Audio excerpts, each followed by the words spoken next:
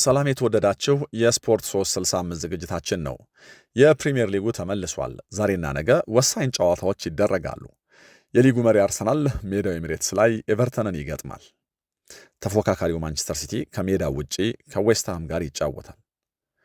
የሻምፒየንስ ሊግ ተስፋውን ለማለምለም ቸልሲ ስታንፎርድ ብሪጅ ላይ ኒውካስልን ያስተናግዳል። ስለ እነዚህ ጨዋታዎች እናነሳለን። አብራችሁኝ እንድትሆኑ በአክብሮት ጋብዛለሁ።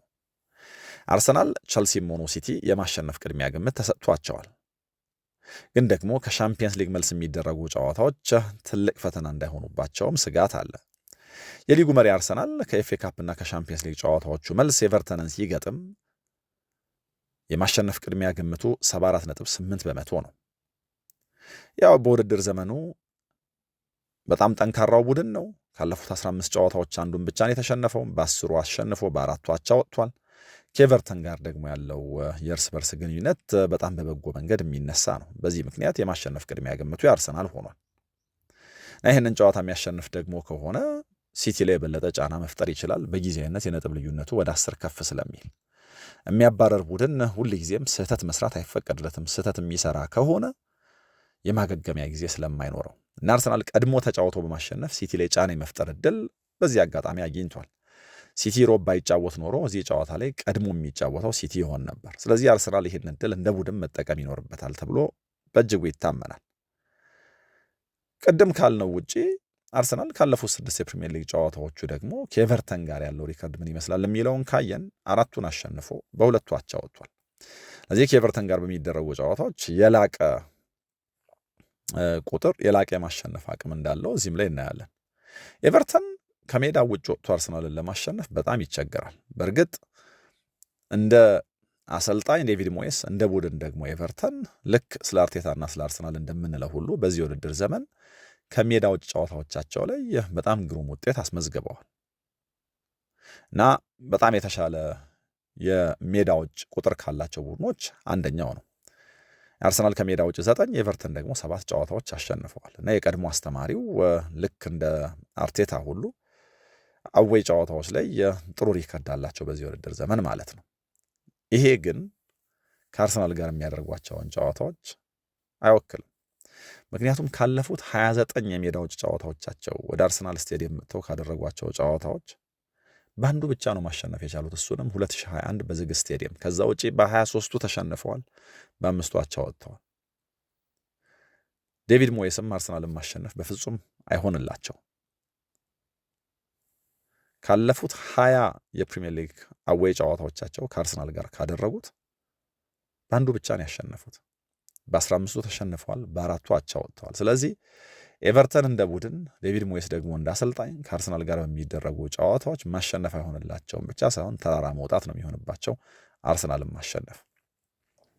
ከሁለቱ ቡድኖች ጨዋታ በፊት ትኩረት የሚደረግባቸው ብዙ ነገሮች አሉ። አንደኛው የዚህ የቆመ ኳስ ጉዳይ ነው። አርሰናል ከቆመ ኳስ ብዙ ጎሎች ስለሚያስቆጥር አንደኛ፣ ሁለተኛ ደግሞ የቆመ ኳስን በተመለከተ ከየጨዋታው በፊት አርሰናል ላይ ብዙ ትችቶች ስለሚሰነዘሩ ለአሰልጣኙም ብዙ ጥያቄዎች ስለሚጎርፉ ሚኬል አርቴታ በጋዜጣዊ መግለጫው ሰዎች ከተንጫጩ የቆመ ኳስን በተመለከተ እዚህም እዚያም መንጫጫት ካለ የቆመ ኳስ የምንጠቀምበት ደረጃ የላቀ ስለሆነ ብቻ ነው፣ ከዚህ ውጪ ሌላ ምንም የምለው ነገር የለም ብሏል። እንግዲህ አርሰናል ኤቨርተንን ሲገጥም ከቆመ ኳስ ያስቆጠረውን የጎል መጠን ወደ 17 ከፍ በማድረግ አዲስ ሪከርድ ለመስበር ጭምር ነው የሚጫወተው። በእርግጥ አርሰናል የተጋጣሚን ሳጥን በማጥቃት በጣም የሚያስደንቅ ግስጋሴ ነው እያደረገ ያለው ከቆሙ ኳሶች አንጻር። ግን ደግሞ ሳጥኑን ከመከላከል አንጻር ተመሳሳይ ነገር ማለት አንችልም። አንዱ የአርሰናል ድክመት ሆኖ በዚህ ውድድር ዘመን ሳጥንን የመከላከል ጉዳይ መነሳት ጀምሯል። ምክንያቱም በሁሉም ውድድሮች አርሰናል ኮንሲድ ካደረጋቸው ከተቆጠሩበት 33 ጎሎች 10ሩ የተቆጠሩት ከቆሙ ኳሶች ነው። በሻምፒየንስ ሊግ ከሌቨርኩሰን ጋር ሲጫወት የተቆጠረባቸውን ጨምሮ። ስለዚህ ሳጥንን መከላከል ሳጥንን ወይ ደግሞ የተጋጣሚን ሳጥን እንደማጥቃት ለአርሰናል ቀላል አልሆነም እና ኤቨርተን ደግሞ ሁለቱንም ሳጥኖች በሚገባ ማስተዳደር የሚችል አይነት ቡድን ስለሆነ የተለየ ጥንቃቄ ያስፈልጋል። ይህንን በማድረግ አርሰናል የሚያሸንፍ ከሆነ ሲቲ ላይ ቅድም እንዳልኩት ትልቅ ጫና መፍጠር ይችላል። እንግዲህ ከሌቨርኩሰን ጋር አቻ ሲወጣ አርሰናል በሁሉም ውድድሮች ያለመሸነፍ ግስጋሴውን ወደ 12 ከፍ አድርጓል። 9 ጨዋታዎች አሸንፎ በ3ቱ አቻ ወጥቶ ግን የሌቨርኩሰኑን ጨዋታ በአቻ ውጤት ለማጠናቀቅ የኖኒ ማዱዌኬ ምህታት አስፈልጎት ነበር። እንደዚህ ያለ ጭንቅ ደጋፊዎች የሚፈልጉ አይመስለኝም። ያው መቼስ ብዙ ጨዋታዎች የሚያደርግ ቡድን ስለሆነ አርሰናል ፋቲግ እንዳይመጣ ደጋፊው ቡድኑ ሮቴት መደረግ አለበት የሚል የጸና አቋም አለው። ከዚህ የኤቨርተን ጨዋታን በፊት የአርሰናል ደጋፊዎች እምነት ይሄ እንደሚሆን ምንም ጥርጥር የለውም። የ22 ዓመት የዋንጫ ረሃባቸውን ማስታገስ ካለባቸው እንደዚህ ያሉ ነገሮች በሚገባ ማኔጅ መደረግ ይኖርባቸዋል እና ደግሞ ሪሶርሱ አለው። ከጉዳት ተጫዋቾች እንደሚመጡለት ይታሰባል። የቤን ዋይትና የትሮሳርድና የኦዴጋርድ ጉዳይ ባይለይለትም ግን ደግሞ ጨዋታው ላይ በሆነ አይነት መጠን ይጫወታሉ ተብሎ ይታሰባል። ስለዚህ ሲቲ ላይ ጫና የመፍጠር ደግሞ ሲቲ እንደ ቡድን እየሰጣቸው ያለውን በድክመት እየሰጣቸው ያለውን እድል ለመጠቀም በሚገባ ጨዋታዎቻቸውን ማስተዳደር፣ ስኳድ ደብዛቸውን በሚገባ መጠቀም፣ ቀድመው የሚጫወቱባቸው ጨዋታዎች ማሸነፍ ይጠበቅባቸዋል። በእርግጥ በኤሚሬትስ በዚህ ውድድር ዘመን አንድ ጊዜ ብቻ ነው የተሸነፉት። ስለዚህ ለወትሮው በኤሚሬትስ ሲጫወት ከሜዳ ውጭ ሲጫወት ከአርሰናል ጋር ጥሩ ሪከርድ የሌለው ኤቨርተን የተለየ ታምር ይፈጥራል ብለው ደጋፊዎች ላያስቡ ይችላሉ። ግን ኤቨርተን ለመጨረሻ ጊዜ እንደ ቡድን ኳስ ከመታ በርንሌን 2-0 ካሸነፈበት ጨዋታ በኋላ አርሰናል 3 ጨዋታዎች አድርጓል። ስለዚህ ይሄ በደንብ ቡድኑ ሮቴት ካልተደረገ ጨዋታውን ለማስተዳደር ረዥም ርቀት እንዳሰልጣኝና እንደ ቡድን ሚኬል አርቴታና ተጫዋቾቹ ካልሄዱ ፈተና ነው የሚሆነው።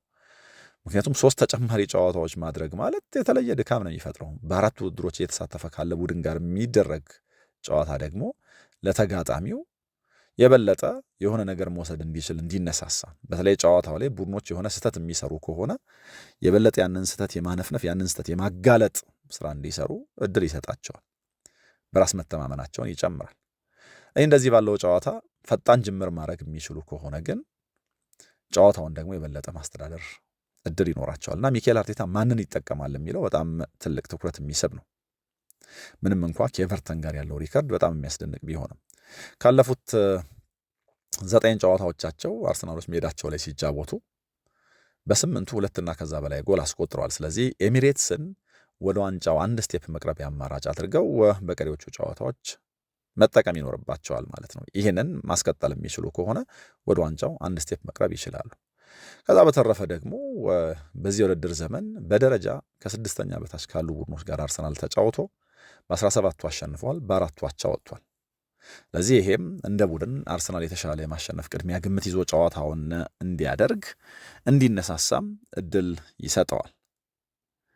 ዮኬሬሽ የአርሰናል ከፍተኛ ጎል አስቆጣሪ ነው። ባለፉት 2 ጨዋታዎች ግን ጎል አላስቆጠረም። ከሱ በላይ ሊግ ጎል ያስቆጠረ ተጫዋች የለም። ይሄ የጎል ማስቆጠር ችግራቸውን በደንብ አድርጎ የሚያሳይ ነው። በእርግጥ በጣም በርካታ ተጫዋቾች ጎል ከዚህም ከዚያም ማስቆጥረውለት ሊሆን ይችላል። ግን ደግሞ ከአጥቂያቸው አሁንም ከዚህ በላይ ኤክስፔክት ያደርጋሉ እና በሻምፒየንስ ሊጉ ከሊቨርኩሰን ጋር ሲጫወቱ አጀማመሩ ግሩም ነበር። ኋላ ግን እንደተለመደው ተነጥሎ እንግዳ መስሎ ታይቷል እና ይሄ ፕሪሚየር ሊጉ ላይ እንዳይደገም ደጋፊዎች አጥብቀው ይመኛሉ። ከሃቫትስን ከጅምሩ አሰልጣኙ ያሰልፈዋል። ምክንያቱም ከሃቫትስ ጋር ቡድኑ የተሻለ የተለየ ነው ብቻ ሳይሆን ኢንዲቪጁዋሊ አሁን ስትራግል እያደረጉ ያሉ ተጫዋቾች ሁሉ የተሻለ የሚጫወቱት ከሃቫትስ ሜዳ ላይ ሲኖር ነው። በራሱ ዮኬሬሽ ሃቫትስ ሜዳ ላይ ሲኖር የተሻለ መጫወት እንደሚችል አሳይቶናል። የቡካዮ ሳካ ብቃት መውረድ ውስጥ የኦዴጋርድ በጥሩ ብቃት አለመጫወት፣ የቤን ዋይት እዛ የቀይ መስመር ላይ የሚስ መደረግ እንዳለ ሆኖ የከሃቫትስን ጉዳይ ኦቨርሉክ ማድረግ ያለብን አይመስለኝም። የዚህም ተጫዋች መኖር በተለይ ደግሞ ቁጥሮች ለማየት ስንሞክር ቡካዮ ሳካ ዮኬሬሽ ከፊት በተሰለፈባቸው አጋጣሚዎችና ከሃቫትስ እዛ ጋር በተሰለፈባቸው አጋጣሚዎች የሚነካቸው ኳሶች፣ የሚፈጥራቸው እድሎች፣ አጠቃላይ ጨዋታው ላይ ያለው የማጥቃት ቁጥር በጣም በጣም የተራራቀ ነው። ስለዚህ እዚህ ጨዋታ ላይ ማን ነው በአጥቂነት የሚሰለፈው የሚለው ይሄ ጨዋታ ከጅምሩ ሊኖረው የሚችለውን መልክ በደንብ ይቀይራል ወይ ደግሞ ጨዋታውን የበለጠ ሼፕ ማድረግ አቅም አለው እና አሰልጣኙ እንዳልኩት ሮቴት የማድረግ እድል አለው። ሄሱስን ያስጀምራል ሃቫትስን ወይስ ደግሞ ዮኬሬሽን? ትልቅ ጥያቄ ነው። ከጉዳት የሚመጡት ተጫዋቾች በቋሚነት ይጀምራሉ ወይስ ደግሞ ከተጠባባቂ ወንበር? አማካይ ክፍሉ ላይ ለውጦች ያደርጋል? እንዴት ባለ መንገድ? በጣም የሚጠበቅ ነው። የአማካይ ክፍል ጉዳይ ሲነሳ ለምሳሌ ሳካ የሌቨርኩሰኑ ጨዋታ ላይ ስትራግል እንዳደረገ 60ኛው ደቂቃ ላይ ተቀይሮ እንደወጣ አይተናል እና በጊዜው ካሳየው ደካማ አቋም አንጻር ሰርፕራይዝድ አልሆንም አብዛኞቻችን። ግን ደግሞ የክለቡን ከፍተኛ ተከፋይ ባለፉት 3 ዓመታት ባለ 2 አሃዝ የጎል መጠን በጎል ማስቆጠርና በአሲስቶች ማለት ነው ያስመዘገበ ተጫዋች፣ የቡድኑ ዋነኛ የፈጠራ ምንጭ ተደርጎ የሚታሰብ ተጫዋች 60ኛው ደቂቃ ላይ ቡድኑ ጎል እየፈለገ ማስወጣት የሚያስተላልፈው መልእክት አለ። በዚህ ምክንያት ሰርፕራይዝድ ልንሆን እንችላለን። ብቃቱን ካየን ግን አንገረምም። እና ደግሞ ተቀይሮ የገባው ተጫዋች ለፍጹም ቅጣት ምቱ መገኘት ምክንያት ስለሆነ የአርቴታ ውሳኔ ትክክል ነበር ልንል እንችላለን። ግን ደግሞ ይህንን ተጫዋች በዚህ ምክንያት ተጠባባቂ ወንበር ላይ ያስቀምጡ እንደው ተጫዋቹን የመጫወቻ ጊዜ ማኔጅ ከማድረግ አንጻር ካልሆነ በስተቀረ እንደው ደካማ ነው ብሎ የማስቀመጥ ቦልድነስ የማስቀመጥ ጭካኔ አርቴታ ይኖረዋል ብዬ አላስብም። ይልቁን ምናልባት ልክ እንደ ሳካ ሁሉ እዛ ቦታ ላይ ባለ አማራጭ ጦት ምክንያት ሜዳ ላይ የመቆየት የሌለበትን ያክል የቆየው ኤዜ ወደ ተጠባባቂ ወንበር ወርዶ ቡካዮ ሳካ የ10 ቁጥር ሚና ሊሰጠው ይችል ይሆን ወይ? ትልቅ ጥያቄ ነው። ማዱዌኬ የቀኙን መስመር፣ ሳካ ደግሞ የ10 ቁጥሩን ቦታ ይዘው ይጫወታሉ ወይ? እናያለን። እንደዚህ ሊያደርጉ የሚችሉበት እድል አለ እንደ ቡድን እና ይሄ እንደ አማራጭ በአርሰናል በኩል ሊነሳ የሚችል ነገር ነው። እንዳልኩት ትልቅ የማሸነፍ ቅድሚያ ግምት ተሰጥቶት ነው ጨዋታውን የሚያደርገው እና ደግሞ ሻምፒዮን መሆን ካለበት ከእንደዚህ ያሉ ተደራራቢ ጨዋታዎች በኋላ የሚመጣን እንደዚህ ያለ የሜዳ አድቫንቴጅ ተጠቅመው ነው መሆን ያለበት። ስለዚህ በግምቱ ልክ ጨዋታቸውን የሚያሸንፉ ከሆነ ሲቲ ላይ በጣም ከባድ ጫና ይፈጥራሉ። ምሽት ላይ የሚደረገው የሲቲና የዌስትሃም ጨዋታ በጫና ውስጥ የሚደረግ የመሆን እድሉ በጣም ከፍ ይላል ማለት ነው። የአርሰናልን ጨዋታ እዚህ ጋር ያዝ እናድርግና ደግሞ ወደ ቸልሲ ጉዳይ ልውሰዳችሁ። ቸልሲ በጣም የተለያየ ቀለም ያለው ቡድን ነው በዚህ ውድድር ዘመን። አንዳንድ ጊዜ ይሄ ቡድን እንዴት ነው ለዋንጫ ያልተፎካከረው የሚል ጥያቄ ያስነሳል። በሌላ ጊዜ ደግሞ እንዴት ነው ይሄ ቡድን በዚህ ውድድር ዘመን የሻምፒየንስ ሊግ ተሳትፎ የሚያገኘው የሚል ሌላ ጥያቄ ያመጣል። የመጨረሻ የሊግ ጨዋታቸው አስቶን ቪላን ገጥሞ 4 ያገቡበት ነው። የዛሬ ተጋጣሚያቸው ኒውካስል ደግሞ በጎዶሎ ዩናይትድን አሸንፈው ነው። ለነገሩ በሻምፒየንስ ሊጉ በጣም ግሩም ተጫውቷል። ከእንግሊዝ ቡድኖች የተጫወተው ኒውካስል ነው። መጨረሻ ላይ የላሚን ያማል ጎል ጉድ አደረገው እንጂ ከጨዋታው 3 ነጥብ ይገባው ነበር፣ ማሸነፍ ይገባው ነበር። ቸልሲ ግን በተቃርኖ በፓሪስ ዣማ 5-2 ነው የተሸነፈው እና የመልሱን ጨዋታ ብሪጅ ላይ የመቀልበስ ዕድሉ በጣም በጣም አናሳ ነው። ምክንያቱም ፓሪስ ዣማ ጎሎች ሊቆጠሩበት ይችል ይሆናል። ቸልሲዎች እንደ ቡድን ኤክስፕሎይት እናደርገዋለን ብሎ የሚያስቡት የሆነ ሽንቁር የሆነ ድካም ይኖረው ይሆናል። ልክ እንደ ቸልሲ ሁሉ የግብ ጠባቂ ጥያቄ አለበት ፓሪስ ዣማም።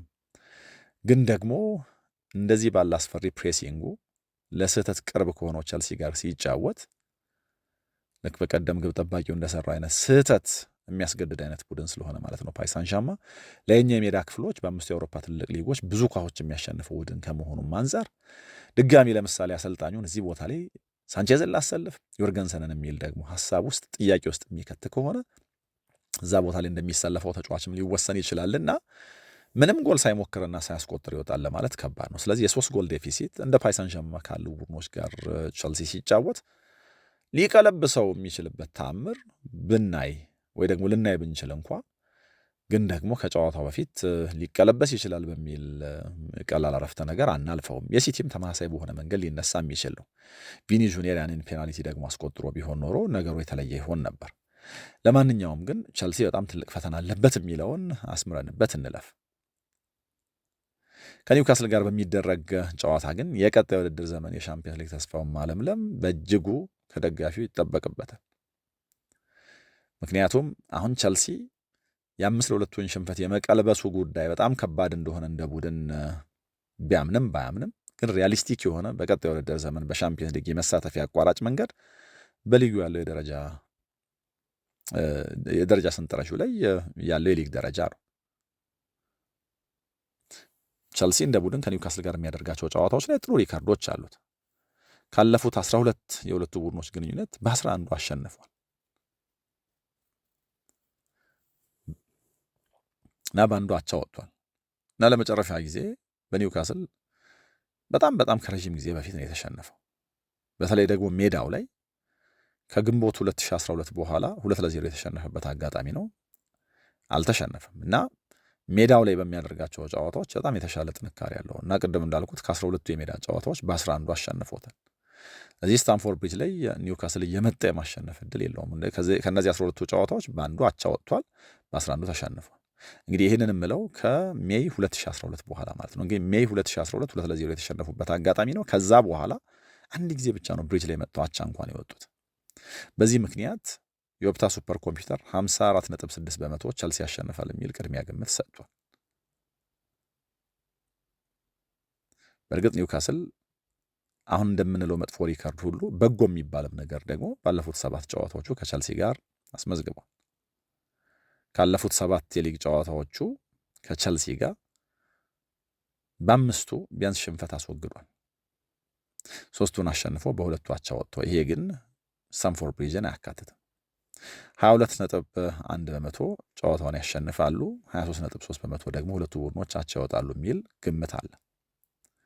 ለቸልሲና ለአሰልጣኙ ከዚህ ጨዋታ በፊት ትልቁ የራስ ምታት ከዛ መጥፎ የሻምፒየንስ ሊግ ጨዋታ በኋላ ለደጋፊው የሆነ አይነት ተስፋ የመስጠት ብቻ ሳይሆን በሻምፒየንስ ሊግ ደረጃ የሚያሳትፈውን ውጤት የማግኘት ብቻ ሳይሆን እንደዚህ ባለው ጨዋታ ማንን ላሰልፍ የሚለውም ጥያቄ ትልቅ ፈተና ነው። በተለይ ደግሞ ከግብ ጠባቂ ጋር ተያይዞ ፊሊፕ ዮርገንሰን መጥፎ አልነበረም ሙሉ በሙሉ ግን ደግሞ ስህተት ሰራ እና እዛ ጨዋታ ላይ ዮርገንሰንን ሲያሰልፉት ምክንያቱ ግልጽ ነበር። ዲስትሪቢዩሽኑ የተሻለ ነው፣ በእግሩ ሲጫወት የተሻለ ነው። ይሄ ሮበርት ሳንቼዝ ጥንካሬ አይደለም እና ይህንን በማድረግ ደግሞ ጨዋታ ላይ እንደ ግብ ጠባቂ ባዳናቸው ኳሶች እና ደግሞ በእግሩ ዲስትሪቢዩት ሊያደርጋቸውን በሞከራቸው ኳሶች መጥፎ አልነበረም። ግን ደግሞ ሙሉ በሙሉ የጨዋታውን መልክ የቀየረ ጎል ቸልሲ እንዲቆጠርበት ምክንያት ሆኗል እና አሰልጣኙ ሳንቼዝን አስቀምጠው እሱን ሲጠቀሙት የሆነ ያስተላለፉት መልእክት ነበር። እንግዲህ የቡድኔ ቁጥር 1 እሱ ነው አይነት መልእክት ይመስል ነበር እና ጋዜጣዊ መግለጫዎች ላይ ከዚህ የኒውካስል ጨዋታ በፊት አሰልጣኙ በጣም በተደጋጋሚ ከጠየቋቸው ጥያቄዎች አንደኛው ይሄ ነው። በጣም በትልቁ የሚነሳው ነገር ይሄ ነው እና ማን ነው ቁጥር 1?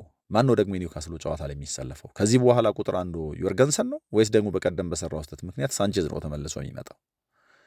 አሰልጣኙ ለእነዚህ ሁሉ ጥያቄዎች በጣም በጥንቃቄ ነው መመለስ የነበረባቸው። ከፒኤስጂው ጨዋታ በፊት ከዚህ በኋላ ቁጥር 1 ያንተ ነህ የሚል መልእክት አስተላልፈውለት ነበር ይላሉ አንዳንድ የመረጃ ምንጮች ለዮርገንሰን። ግን ደግሞ ከዛ በኋላ በተደረጉ ጋዜጣዊ መግለጫዎች እንዴ ሮቴትስ የማናረግበት ምክንያት ምንድን ነው ምናምን የሚል ሀሳብ አነሱ። ስለዚህ አሰልጣኙም ጋር የሆነ አይነት ጥርጣሬ እንዳለ ግልጽ ነው። በውድድር ዘመኑ ርዝማኔ በሁሉም ነገር ሳንቼዝ መጥፎ ግብ ጠባቂ አልነበረም። እውነት ለመናገር ግን ደግሞ ቸልሲ ረዥም ርቀት መሄድ ካለበት ከዚህ የተሻለ ግብ ጠባቂ ያስፈልገዋል፣ አንከራከርም።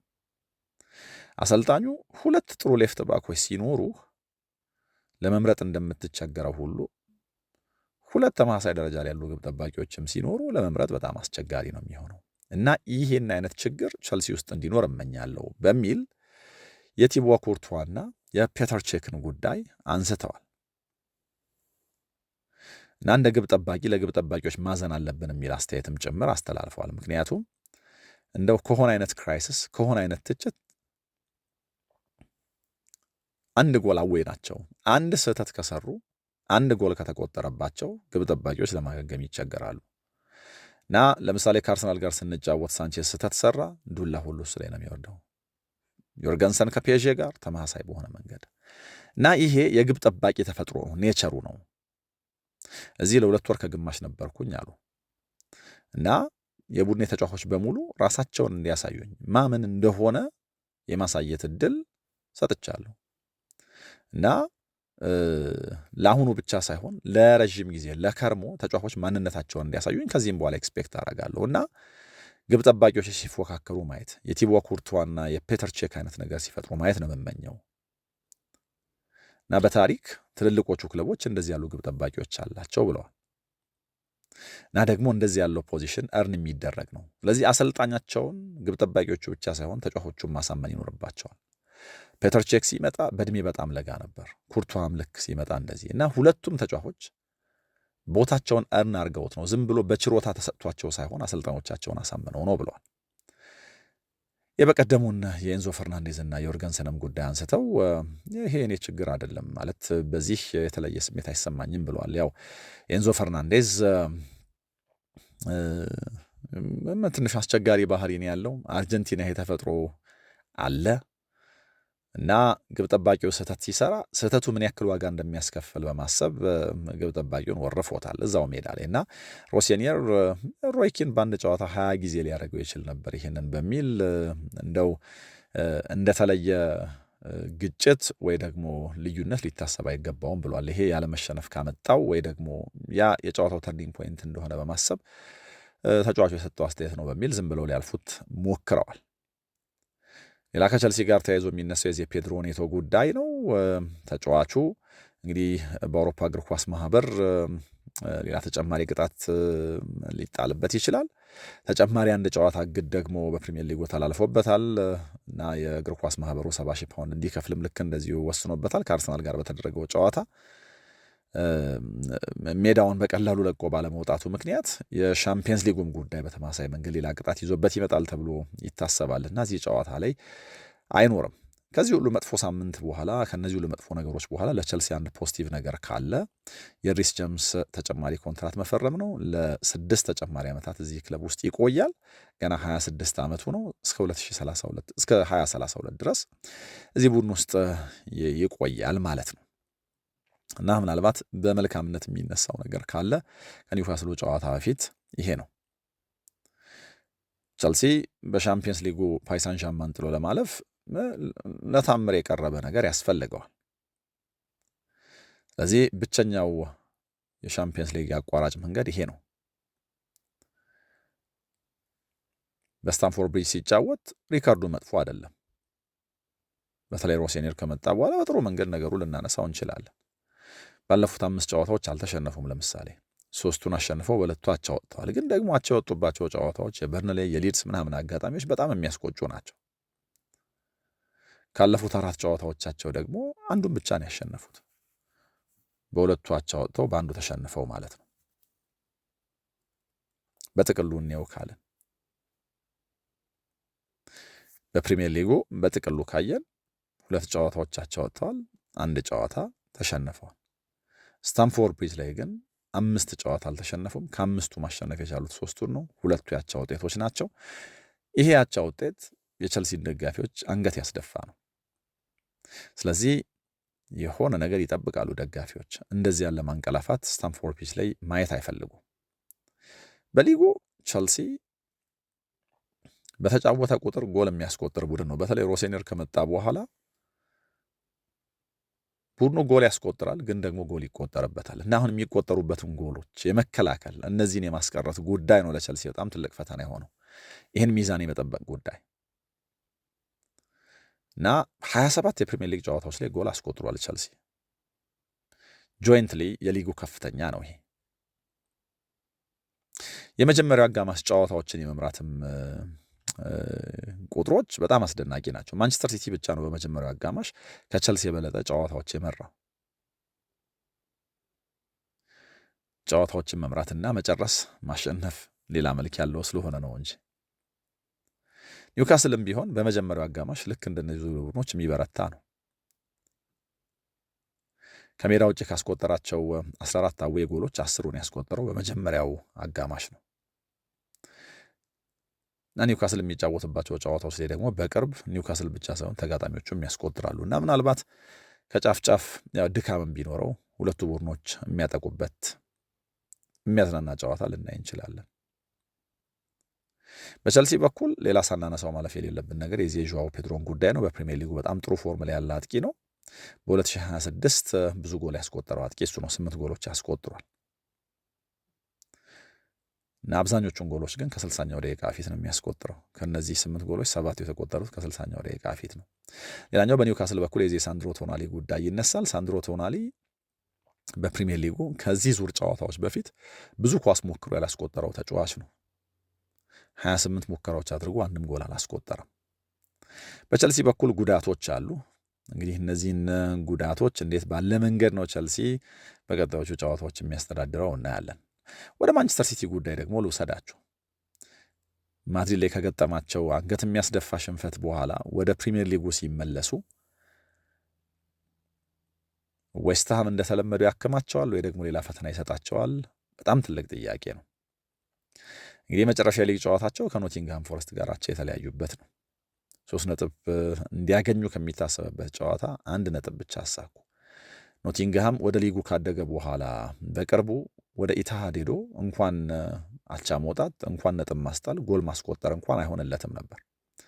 ግን ደግሞ 2 ጊዜ ሲቲ እየመራ 2 ጊዜ አቻ ሆነ እና ከዌስትሃም ጋር የሚያደርገው ጨዋታ መልኩ ምን አይነት እንደሆነ አይታወቅም። ቅድም እንዳልኩት ግን ለአርሰናልና ለቸልሲ እንደሚሰራው እዚህም ጨዋታ ላይ ሲቲ የማሸነፍ ቅድሚያ ግምት አለው። ከሻምፒየንስ ሊግ ጨዋታ መልስ ስለሚደረግ ግን ፔፕም ሮቴት እንዲያደርግ በሚገባ ቡድኑን እንዲያስተዳድር ኤክስፔክት ይደረጋል። አሁን ለፔፕ ትልቁ ችግር በሊጉ የሚያረጋቸውም ሆኑ በሻምፒየንስ ሊግ የሚያረጋቸው ጨዋታዎች በጣም ትልቅ ትኩረት የሚያስፈልጋቸው ናቸው እና የሆነ ቦታ ላይ ቁማር ቆምሮ ላይሳካለት፣ ቁማር ቆምሮ ሊሳካለትም ይችላል እና የተጫዋቾች ምርጫ ማን ይጀምር፣ ማን ከተጠባባቂ ወንበር ይነሳ የሚለው እነዚህ ጨዋታዎች ላይ በጣም ትልቅ ፈተና ነው እና እንደዛ ያለ ደግሞ በስሜትም በአካልም በጣም ዴማንዲንግ የሆነ ጨዋታ አድርጎ ቡድኖች ሲመለሱ ቀጣዩ ጨዋታ ሁልጊዜም የፈተና ይሆናል። በእርግጥ ከሲቲ ጋር ከዌስትሃም ጋር የሚደረግ ጨዋታ ለማንቸስተር ሲቲ ብዙ ፈታኝ ሆኖ አያውቅም። ከዌስትሃም ጋር በተደረጉ የመጨረሻ 20 ሊግ ጨዋታዎች ሲቲ አልተሸነፈም። በ17ቱ አሸንፎ በ3ቱ አቻ ወጥቷል እና ደግሞ ወደ ለንደን ስቴዲየም ሄዶም አይሸነፍም። እዛ ተሸንፎ አያውቁም። በ9 ጨዋታዎች ከ9 ጨዋታዎች በ7ቱ አሸንፈው በ2ቱ አቻ ወጥተዋል። በእርግጥ ዌስትሃም የመጨረሻ ጨዋታውን ከፉልሃም ጋር አድርጎ ፉልሃምን በማሸነፍ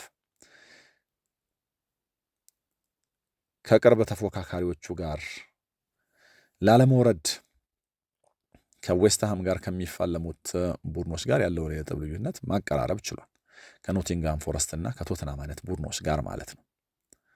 ስለዚህ በጣም በጥሩ ሞራል ሊጫወት ይችል ይሆናል።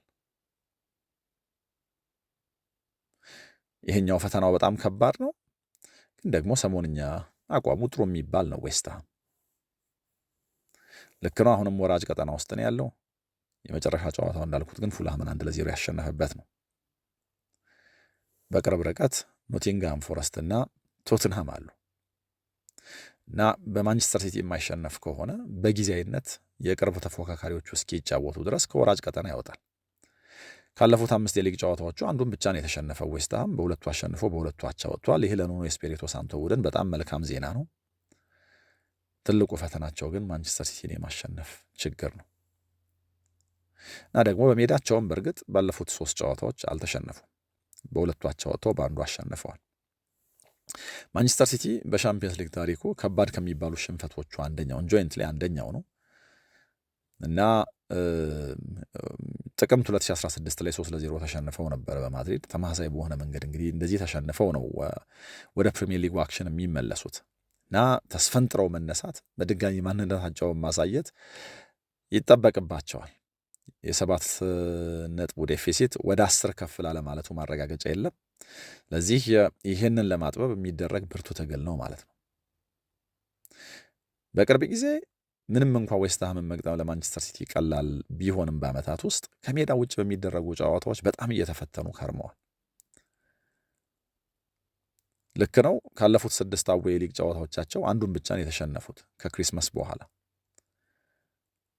ግን ደግሞ ያሸነፏቸውን ሌሎች ጨዋታዎች በሙሉ በአንድ ጎል ማሪጅን ያሸነፉት። 3 አሸንፈዋል፣ በ2ቱ አቻ ወጥተዋል። ካለፉት 6 አዌይ ጨዋታዎቻቸው ከክሪስመስ በኋላ በተደረጉ ማለት ነው። አንዱ ሽንፈት ነው፣ 3ቱ ድል ናቸው፣ 2ቱ አቻ ውጤቶች ናቸው እና ግን እነዚህ ያሸነፉባቸው ጨዋታዎች በአንድ ጎል ማሪጅን ስለሆኑ ምን ያክል ላቻ የቀረቡ እንደነበሩ ያሳያል እና አሁንም ከሜዳ ውጭ የሚደረጉ ጨዋታዎች ለእነዚህ ቡድኖች የተለየ ፈተና ሊሰጡ ይችላሉ። ከዌስትሃም ጋር ግን ቅድም እንዳልኩት እዚህ ለንደን ስቴዲየም ያለመሸነፋቸው እና ደግሞ ያላቸው ብቸኛ ድል እነዚህን ጨዋታዎች ማሸነፍ እንደሆነ በማሰብ የተለየ መነሳሳት ከተፈጠረ እናያለን። በመጀመሪያው አጋማሽ ቅድም እንዳልኩት ሲቲ በጣም ግሩም ቡድን ነው። 2 ጊዜ ብቻ ነው በዚህ ውድድር ዘመን በመጀመሪያው አጋማሽ ተመርቶ የሚያውቀው። ስለዚህ እዚህም ጨዋታ ላይ የሲቲ የመጀመሪያውን አጋማሽ ጠንክሮ እንዲጨርስ ኤክስፔክት ይደረጋል እና ጨዋታውን በጊዜ መግደል የሚችል ከሆነ በደንብ ኢኮኖሚካል ሆነው መጫወት ይችላሉ። የሻምፒየንስ ሊጉንም ጨዋታ በአንድ አይናቸው ማየት ይችላሉ። ከዚህ ጨዋታ ጋር ግን እንደው መጨረሻ ላይ ማንሳት አለብን ብዬ የማስበው ጉዳይ የዚህ የኤርሊንግ ብራውት ሃላንድ ጉዳይ ነው። ሃላንድ በእንግሊዝ የመጀመሪያ ጨዋታውን ያደረገው ከዌስትሃም ጋር ይመስለኛል እና 2 ጎሎች አስቆጠረ። የዛኔ 2022-23 የመክፈቻው ጨዋታ ነው ለሲቲ እና ሃላንድ ከዛ በኋላ በተደረጉ ጨዋታዎች ሁሉ ዌስትሃም ላይ ማስቆጠር ይቀነዋል። 2023 እንደዚሁ ከዌስትሃም ጋር ሲጫወቱ ጎል ማስቆጠር ችሏል። ባለፈው ዓመት እንደዚሁ ሃትሪክ ሰርቶባቸዋል። ግን ደግሞ አሁን ጥሩ ፎርም ላይ አይገኝም እንደ ተጫዋች እና ምንም እንኳ አንቷን ሴሜንዮ በርደኑን ለመጋራት ረዥም ርቀት ቢሄድም በእነዚህ የመጨረሻ ሳምንት ጨዋታዎች ሲቲ ከዋነኛ አጥቂው ጎሎች እና የተሻለ እንቅስቃሴ ኤክስፔክት ያደርጋል እና የውድድር ዘመኑን የጀመረበት ፍጥነትና ያስቆጠራቸው ጎሎች አሁን ካለበት ወቅታዊ አቋም ጋር ፍጹም የተቃረኑ ናቸው። ለምሳሌ ታህሳስ ወር መጨረሻ አካባቢ የሃላንድ ቁጥሮች በጣም ያስገርሙ ነበር። ለክለቡና ለሀገሩ ያስቆጠራቸው ጎሎች 38 ነበሩ። ያኔ ሲቲ ዌስትሃምን ለመጨረሻ ጊዜ እንግዲህ ታህሳስ 20 3-0 ባሸነፈበት ጨዋታ የዛን ጨዋታ ሪከርድ ወደኋላ ተመለሰን እንይ ካልን በዕለቱ እዛ ሲቲ ዌስትሃምን 3-0 ያሸነፈበት ጨዋታ ዕለት 2 ጎሎች ሲያስቆጥር ለሀገሩና ለክለቡ ያስቆጠራቸውን ጎሎች እንዳልኩት 38 አድርሶ ነበር። ከዛ በኋላ በተደረጉ 17 ጨዋታዎች ሃላንድ 4 ጎል ብቻ ነው ማስቆጠር የቻለው። በጣም ደክሞ ታይቷል። አካላዊ ድካም አለበት እና ደግሞ ጉዳቶችም ጭምር አሉበት እና ሃላንድ እንዴት ባለ መንገድ ይጫወታል የሚለው በጣም የሚጠበቅ ነው። እነዚህ የዛሬ ጨዋታዎች ናቸው። እንግዲህ ነገ ደግሞ የሚጠበቁ ጨዋታዎች አሉ። ካሪክ ከኤምሬ ጋር የሚያደርጉት ጨዋታ ዩናይትድ ምናልባት ካሪክን በዋናነት ላለመቅጠር ካሰበ ኮንሲደር ሊያደርጋቸው ከሚገቡ አሰልጣኞች መካከል ኤምሬ አንደኛው ናቸው ተብሎ በጽኑ ይታመናል። 3ኛና 4ኛ ናቸው በደረጃ በጎል ልዩነት ነው ሁለቱም የሚለያዩት እና በዚህ ምክንያት በጣም ወሳኝ ጨዋታ ነው።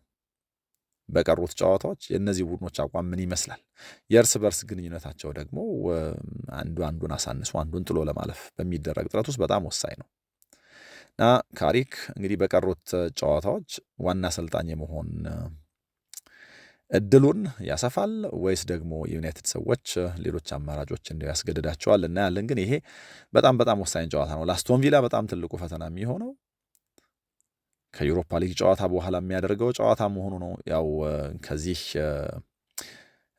ከፋይናንሻል ፌር ፕሌይ ከፕሮፊታቢሊቲ ሰስቴናቢሊቲ ሩል ጋር በተያያዘ አስቶን ቪላ ችግሮች እንዳሉበት እናውቃለን። እዚህ ላይ በጣም ብዙ ጉዳቶች አሉበት። ወሳኝ ተጫዋቾቹ ተጎድተውበታል። ብዙ እያማጡ ነው የሚጫወቱት እና ከዩናይትድ ጋር የሚደረግ ጨዋታ ዩናይትድ ብዙ አርፎ ስለሆነ የሚያደርገው የተሻለ ኤነርጂ ይኖረዋል ተብሎ እንዲታሰብ ሊያደርግ ይችላል። በዛው ልክ ግን ዩናይትድም ብዙ ጨዋታዎች ሳያደርግ በመሃል መክረሙ ከሪትም ውጭ ያስወጣውን ብሎ መናገር አይቻልም እና እዚህ ጨዋታ ላይ ሁለቱም ቡድኖች የራሳቸው አድቫንቴጅም ዲስአድቫንቴጅም ይዘው ነው የሚጫወቱት። ካሪክ እንግዲህ የመጀመሪያ ሽንፈቱን በኒውካስል ቀምሶ ነው ይህን የአስቶን ቪላ ጨዋታ ከዛ በኋላ የሚያደርገው እና ባውንስ ማድረግ የግድ ይጠበቅበታል። በጎዶሎ የተጫወተው ኒውካስል ከዩናይትድ በጣም የተሻለ ነበር እና ዩናይትድ እያሸነፈ በነበረባቸው ጊዜያቶች ያልተነሱ ድካሞች ሁሉ እንዲነሱ ያደረገ ወይ ደግሞ ዩናይትድን ያጋለጠ አጋጣሚ ነበር ያ። ስለዚህ በድጋሚ ያ ድንገት የሽንፈት እንደሆነ ለማሳየት ጥሩ መጫወት ይኖርባቸዋል ማለት ነው። ኡናይ ኤምሬና ቪላ ምን ማድረግ ይችላሉ የሚለውን እናያለን። ከታህሳስ ወር መጨረሻ በኋላ 4 ቡድኖች ብቻ ናቸው በነገራችን ላይ ከኡናይ ኤምሬ ቡድን ያነሰ ነጥብ የሰበሰቡት። ካለፉት 11 ጨዋታዎቻቸው 3ቱን ብቻ ነው ያሸነፉት። በ3ቱ አቻ ወጥተው በ5ቱ ተሸንፈዋል እና በጣም ጥሩ ሼፕ ላይ ናቸው ማለት አይቻልም። በዚህ ምክንያት ዩናይትድ 44.1% ይህንን ጨዋታ ያሸንፋል፣ አስቶን ቪላ ደግሞ 29.1% ይህንን ጨዋታ ያሸንፋል ተብሎ ታስቧል። 26.8% ደግሞ ሁለቱ ቡድኖች አቻ ሊሆኑ ይችላሉ የሚል እምነት ነው ያለው። የመጨረሻ ላድርገውና በስፋት ነገ መለሰበታለሁ። የሊቨርፑልንና የቶትናምን ጉዳይ ላንሳ። ቶትንሃም በዚህ ውድድር ዘመን በሊጉ ለመቆየት ምንም ዋስትና የለውም። በፕሪሚየር ሊጉ አሁን በጣም መጥፎ የሚባለው ቡድን ነው። ወቅታዊ ፎርምን ታሳቢ ካደረግን ያለፉትን 5 ተከታታይ ጨዋታዎች ተሸንፏል። በጥቅሉ ደግሞ 11 ጨዋታዎች ላይ አላሸነፈም።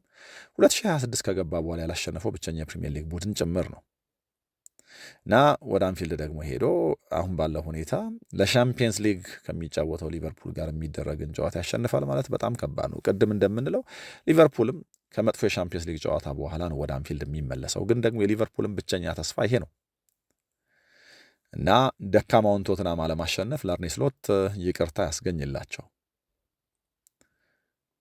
የአርኔ ስሎት ቡድን አንዱ ችግር በዚህ ውድድር ዘመን ከመስመር አጥቂዎቹ የሚገባውን አለማግኘቱ ነውና ደጋፊው ሪዮን ጉምሃን በደንብ መጠቀም እንዳለባቸው በተለይ ደግሞ በኤፍኤ ካፑ ከወልቭስ ጋር ካደረገው ጨዋታ ጠንካራ አቋም ጋር ጫና እያሳደረባቸው ነው። ይጠቀሙታል አይጠቀሙትም እናያለን።